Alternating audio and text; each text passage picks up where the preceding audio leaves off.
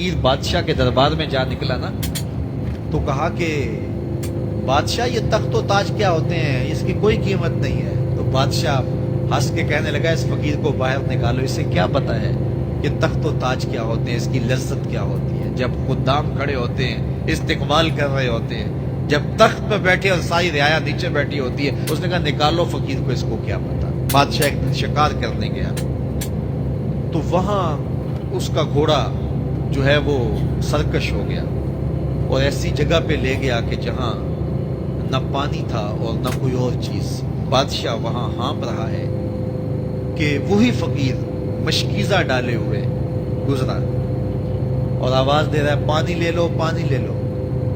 بادشاہ کی تو موت واقع ہونے والی تھی، آخری ہچکیاں تھی، تو اس نے آواز دی پانی۔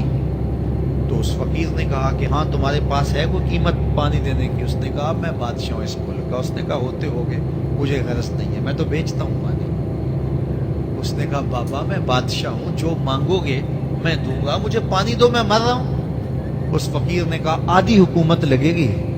اس نے کہا آدھی لے لینا، مجھے پانی تو دو، کیونکہ مر گیا تو ساری جائے گی۔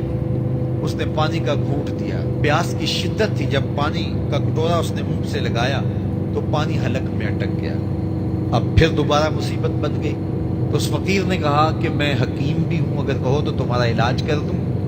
اس نے کہا ضرور کرو، لیکن اس نے کہا میں یوں ہی نہیں کروں گا، آدھی باقی حکومت بھی لگے گی، وہ بھی لکھ دو۔ اس نے چمڑے کے اوپر لکھوا لیا، ساری حکومت لکھوا لی اور اس نے اس کا علاج کیا فوری۔ جو اس کے پاس ٹوٹکا ٹونا تھا تو اس کا پانی حلق سے نیچے اتر گیا۔